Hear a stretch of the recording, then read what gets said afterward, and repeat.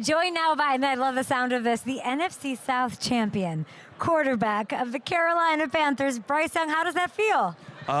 Thank you for having me. Of course. Good to see you. Yes, it feels great. It's definitely a blessing. It's really cool now that you get to look back and reflect. But, we're going to have to turn the page. Obviously, we start 0-0 next year, so we're excited for that journey.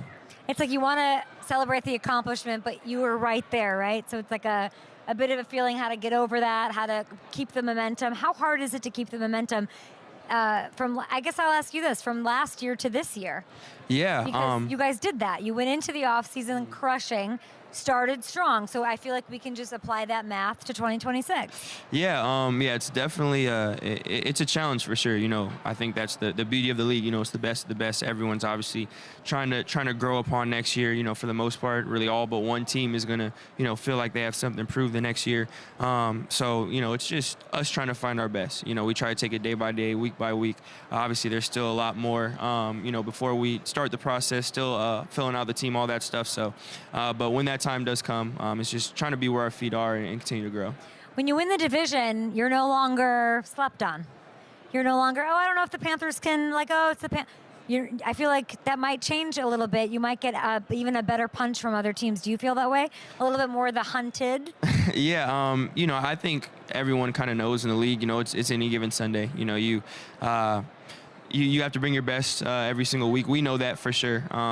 So regardless of, how we're viewed, whatever the outside perception may be, obviously we can't control that. We just focus on ourselves in the building and try to bring our best each week. So how would you describe your perception of what that team is, what they're made of after this incredible season, these game-winning drives, the excitement you gave fans? A super, super resilient group. I think that was the best word to sum us up last year. Just resilient guys that no matter what the outcome on Sundays, always came back during the week, ready to work, ready to build, ready to grow. We had a lot of close games, like you said. We had a lot of different ways to play games, and no matter what, there is no quit. Everyone was super resilient. Everyone always showed up at the end. So I'm super, super grateful to be a part of the group. I was listening to you talk about your game-winning drives and how it sort of takes you back to, I think, what you call like backyard ball, right? And that's what sort of brings out the best in you. So that makes me think, is the leveling up of this offense going to give you a little bit more of that earlier in games? I hope that's a focus. Can you tell me it is? We still are, obviously, again, building out the team. So, we're still working on doing that self-scout. We all get a couple of weeks to decompress, and then we go back. My process, us as a team, we go back, we watch every rep. You do all the studies, you do all the percentages, and, you start to build up that plan for the offseason. So, but I'm on to something. Yeah, we're working through it now, working that process. We still have some time, so we haven't had anything absolute yet. But, of course, any way that, as a team, as a unit offensively, and then obviously as a team, we could build towards success, no matter what that looks like, we want to do it. There are just these moments where you look like you're having so much fun. And there's like a loose, I saw it in training camp, you were playing like basketball, I talked to you about, like, there's these moments of looseness and fun that, like, it's like that, or you're Iceman, like lasered and cold-blooded. Is that the right way to define you? Like you're a little bit of everything when you need to be? Like there's a lot of characterizations, nicknames for you, all of that. How do you feel about that? I don't know. I just try to be myself. I try to be authentic to me. I try to bring that to work every day.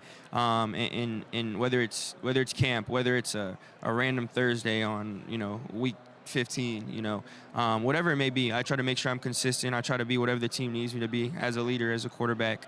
I try to make sure that, I set the standard myself and then hold everyone else accountable. And that may look different on different days, and I think that's the beauty of the sport. You've been a joy to watch. It's been incredible. My crew, my team here, discovered something pretty cool about you. Can I show you? Sure. Okay, let's take a look at this. I don't even know if you know this. When you were hit 6 or more times in a game last year, you were 4-1, 11 touchdowns, just 2 picks, and averaged 260 a pop. There are quarterbacks that struggle when they get hit like that. Can you explain to me how you get better under those? Can you explain the physics of this to me, Bryce? That is a crazy stat. I did not know that at all.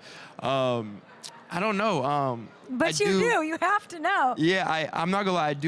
I do like the competitiveness of of football, of course. And there's something about like the physicality, What is this? Like, it's like the moment, like the. Yeah, I don't know. It's just the stuff like that. Yeah, I don't really know how to describe it, but I feel like when sometimes as a quarterback, when you're getting hit, you're like, all right, we're playing football. You feel engaged. You feel a part of it. And it honestly, like right now, I could look at it and be like, yeah, that doesn't make a lot of sense. Like, that's weird. But when you're in the moment, something kind of switches for me. You get into a different mindset to go into the game, and you kind of enjoy getting hit. You kind of enjoy, getting back up. You kind of enjoy the little things that even right now, I don't know how I get there, but when it. I don't either. There are quarterbacks who are. I don't even like.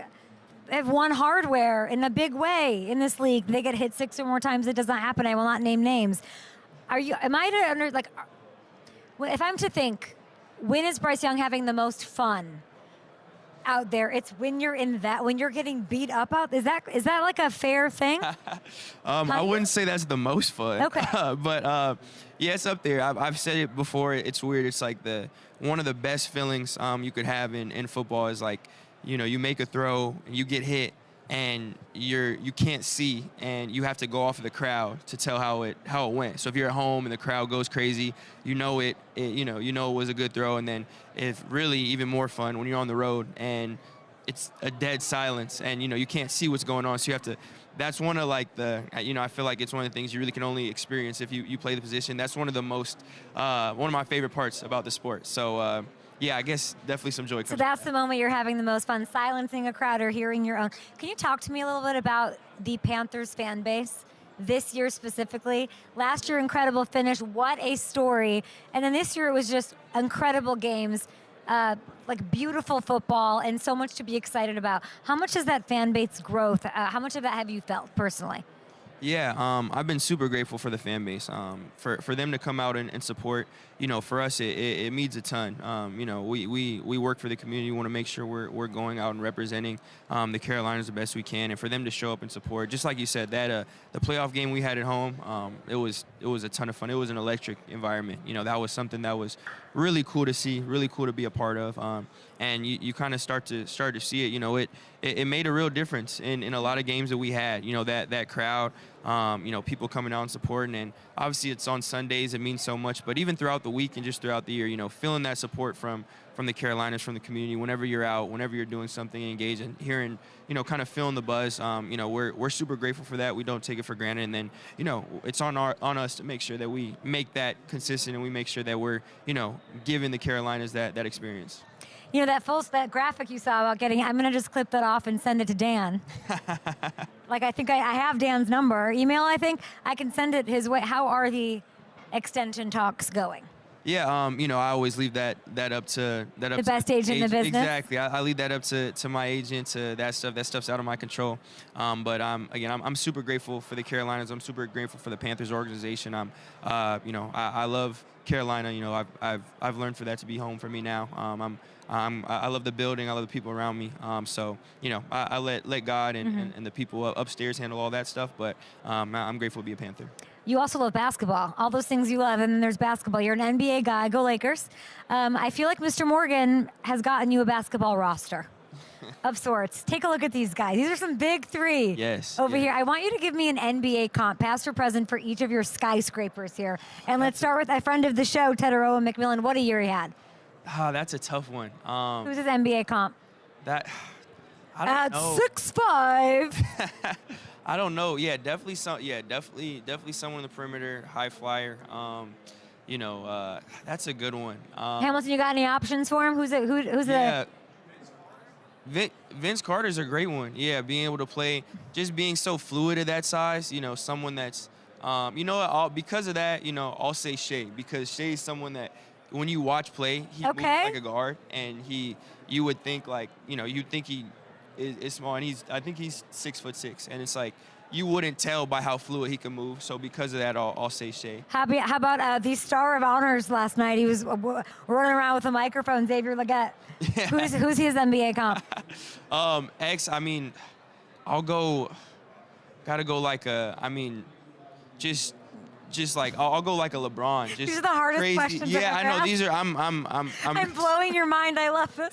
But just the athleticism, he has, and also the work he puts in. You know, people don't see that part. You know, people don't.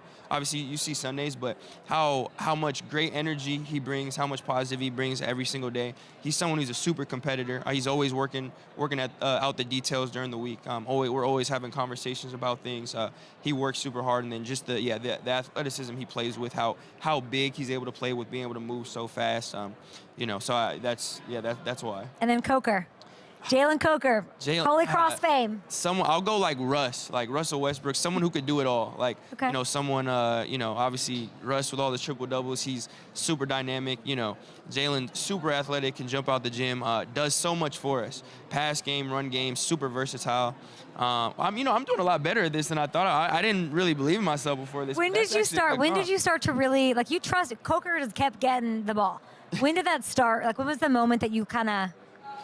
It's been like that. My trust in him has been there for a while. He was a rookie last year and came in undrafted, and you know, he was someone who just kept making plays in training camp and kept making plays and worked his way, you know, from undrafted, worked his way all the way into, you know, earning a spot. And I remember it was just I think it was, I forget what game it was. It might have been like Chicago or something last year. And I wasn't in at the time, and Andy threw him a ball. And every time he got an opportunity, he just took advantage of it. And the way he carries himself also off the field, great dude, you know, isn't too big for anything, always wants to learn, always talking, you know, humble guy. So, you know, it's someone that you want him to succeed, and then you trust him to do everything on the field. How could you not want Bryce Young to be your quarterback? Like, you are so proud. You are truly, like, sometimes you can't tell on the TV, or you are so, like, physically proud of these guys. You could go on and on about them. I love that. For sure. I mean, we're in this together. You know, I'm able, the stuff that I've had success with, all this,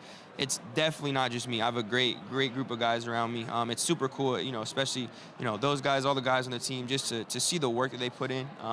No one gets to see it, and for them to get attention, anytime I could bring that to some light, they deserve that and way more. So I'm super grateful for them. Where's Julie? Where's your mom? She's right there. Hi, Julie. Your mom and dad are here, which I think is so beautiful. I've never met them. Hi, how are you? You got to present Mom with the Women Raise the Game Legacy Award this week, Bryce. She's been there for you. Heisman, of course, your Maxwell, the other gazillion of awards that you've earned and won. What was running through your head in this beautiful moment? Yeah, it was super special. I've been blessed to have some awards in my life, and you know, honestly, going up there and giving a speech to I was able to present it to her. That was as emotional as I've ever been. You know, it's really cool because she's such an unsung hero. You know, she does not, you know, it's as a lot of people, she's always in the background, but she's been so steady, so consistent in my life. She's been the backbone of our family, and for her to finally, you know, for her to get recognition, for her to have a moment like that, and just for me to be a part of it, I was Julie, super blessed for that. I'm crying up here. I don't know if you can hear him, but I'll send you this clip later. He's got lots of love for his mom, which is amazing, and I'm sure you're so proud in return everything you've done with the Young Nine and the foundation and just like uplifting everyone around you. Thank you for being you. I'm not even going to mention this or make you address this. It's in the works. It's on the way. I appreciate you. Thank you for having me on.